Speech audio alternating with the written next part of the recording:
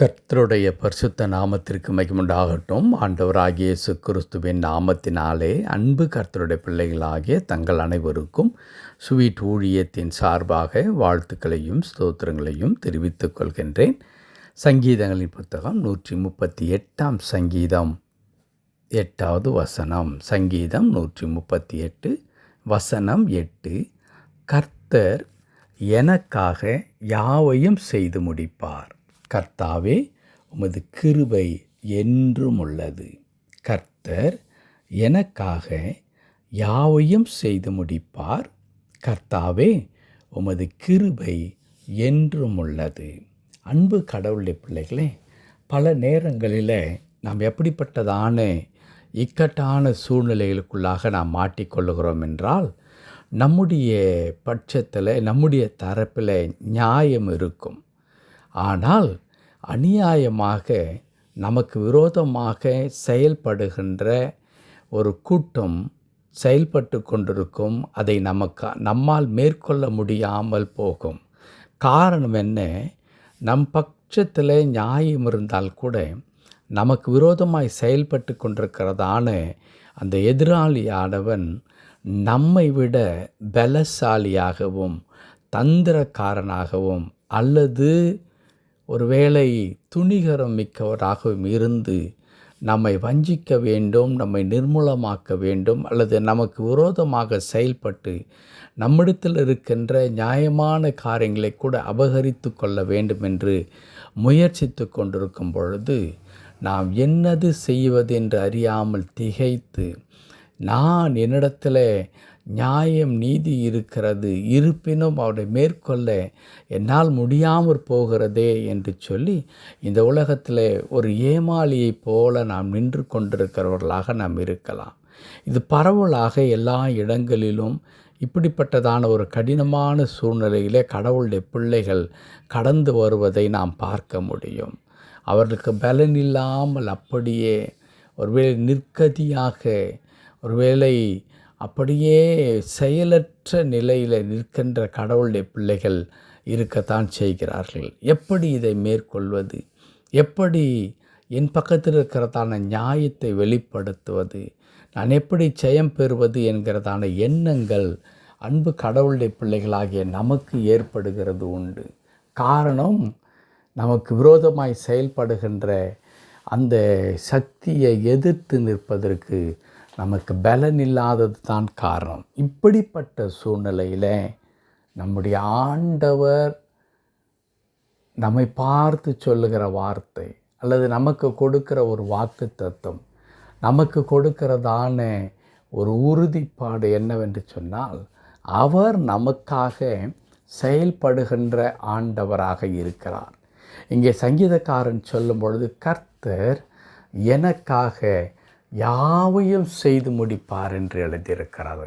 இதே பழைய ஏற்பாட்டில், குறிப்பாக யாத்திராகமத்தின் புத்தகத்தில், நீங்கள் சும்மா இருப்பீர்கள், கர்த்தர் உங்களுக்காக யுத்தம் பண்ணுவார் என்று எழுதியிருக்கிறது. என் அன்பு கடவுளுடைய பிள்ளைகளே, இப்படிப்பட்டதான வார்த்தைகள் நமக்கு என்ன சொல்லித் தருகிறது என்றால், நம்முடைய கடவுள் நீதியை அறிந்திருக்கிற கடவுளாக, நம் பட்சத்தில் இருக்கிறதான நீதியை, நம் பக்கத்தில் இருக்கிறதான நியாயத்தை ஆண்டவர் கூர்ந்து கவனித்து கொண்டிருக்கின்றார். நமக்கு விரோதமாக செயல்படுகின்ற மக்கள் நம்மை ஏமாற்றவும் வஞ்சிக்கவும் அல்லது நம்மை நிர்மூலமாக்கவும் துடிக்கும் பொழுது, கடவுள் நம் பட்சத்தில் நின்று நமக்காக யுத்தம் செய்து நமக்கு கண்களுக்கு முன்பதாய் நின்று கொண்டிருக்கிறதான அந்த சத்துருவை, நம்முடைய கண்களுக்கு முன்பதாய் நின்று கொண்டிருக்கிறதான அந்த வஞ்சிக்கின்ற மக்கள் கூட்டத்தை ஆண்டவர் இல்லாமல் செய்கின்ற கடவுளாக இருக்கிறார்.